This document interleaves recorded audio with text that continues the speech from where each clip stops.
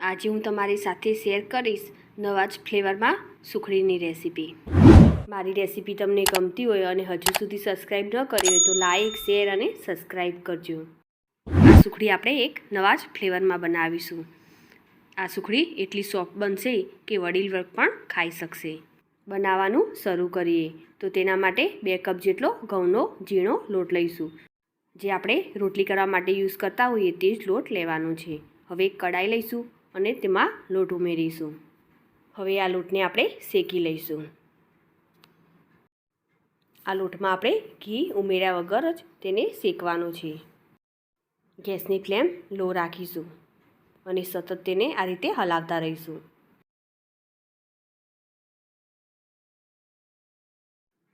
લોટને આપણે આ રીતે શેકીશું એટલે થોડો એવો કલર બદલાશે। આ સુખડી બનાવવા માટે આપણે નોનસ્ટિક પેનનો જ ઉપયોગ કરવાનો છે, જેથી આપણો લોટ નીચે ચોંટશે નહીં અને સરસ એવો શેકાઈ જશે। આપણે આ લોટને 5 થી 6 મિનિટ માટે શેકીશું।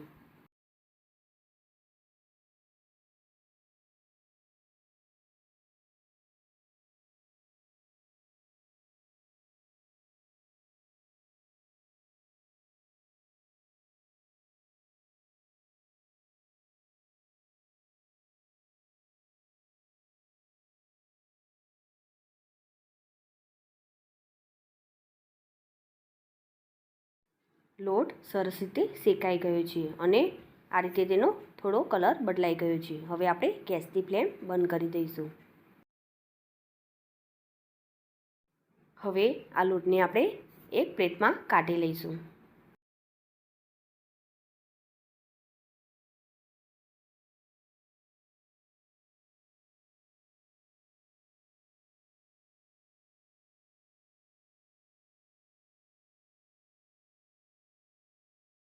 શેકેલા આ લોટને આપણે સાઈડમાં મૂકીશું અને એક પેન લઈશું અને તેને ગરમ કરીશું।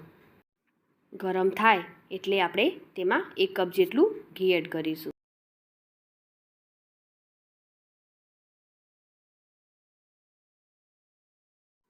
હવે તેમાં 1 કપ જેટલો સાકરનો પાવડર એડ કરીશું। સાકરને દળીને તેને આપણે સરસ રીતે ચાળી લઈશું અને પછી તેમાં એડ કરીશું અને 3 ચમચી જેટલો કસ્ટર્ડ પાવડર એડ કરીશું। આ વેનીલા કસ્ટર્ડ ફ્લેવરની સુખડી એકદમ સરસ લાગશે। હવે આપણે બધી જ વસ્તુને સરસ રીતે મિક્સ કરી લઈશું। ગાંઠા ન પડે તે રીતે આપણે સરસ રીતે તેને મિક્સ કરી લઈશું।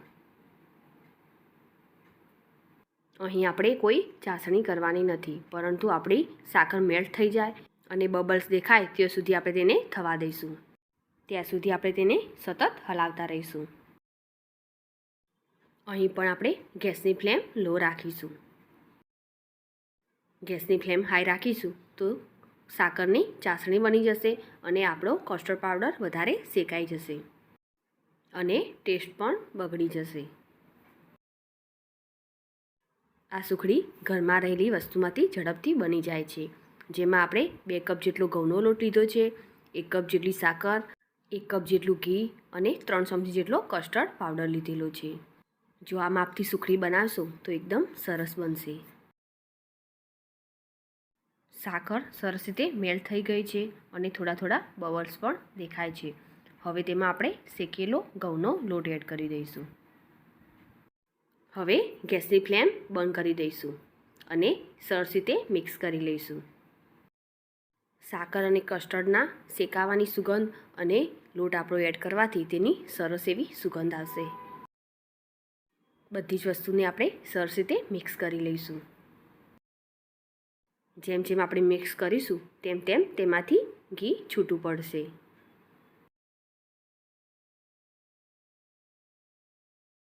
હવે આપણે જે પ્લેટમાં સુખડી કાઢીશું તેમાં આપણે ઘી લગાવી લઈશું અને સુખડીને પણ તેમાં આપણે કાઢી લઈશું। હવે આપણે આ સુખડીને સરસ રીતે સેટ કરી લઈશું।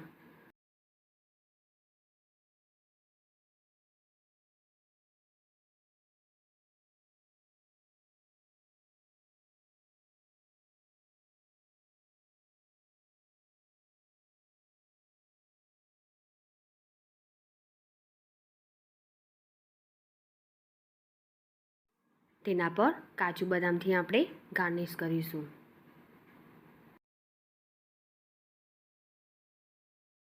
હવે આ સુખડીને આપણે સેટ થવા દઈશું અને પછી તેને આપણે કટ કરીશું. અને ઝડપી સેટ કરવા માટે આપણે તેને ફ્રીજમાં પણ મૂકી શકીએ છીએ. હવે સુખડી અહીં સેટ થઈ ગઈ છે. મેં તેને થોડી વાર માટે ફ્રીજમાં મૂકી હતી. હવે તેને આ રીતે કટ લગાવી લઈશું. પહેલાં આપણે તેને શેપ આપી દઈશું અને પછી આપણે સુખડીના ટુકડાને અલગ કરીશું.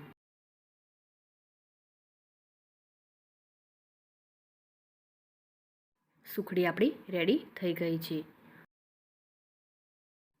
આ સુખડી એકદમ સોફ્ટ બને છે અને વડીલ વર્ગ પણ આ સુખડી આસાનીથી ખાઈ શકે છે. હવે તેને આપણે એક પ્લેટમાં કાઢી લઈશું. તમે પણ એકના એક ટેસ્ટની સુખડી ખાતા હોય તો આ નવા જ ફ્લેવરની સુખડીને જરૂરથી ટ્રાય કરજો અને કોમેન્ટ કરજો તમારી સુખડી કેવી બની છે. આ સુખડી ઉનાળાની ગરમીમાં શરીરને ઠંડક આપશે. મારી આ રેસીપી તમને ગમી હોય તો લાઈક કરી અને શેર કરજો. સાથે જ મારી ચેનલ સબસ્ક્રાઈબ કરી બાજુ આપેલ બેલ આઇકોન પ્રેસ કરજો જેથી નવી રેસીપીના અપડેટ તમને મળતા રહે. ફરી મળીશું નવી રેસીપીના સાથે.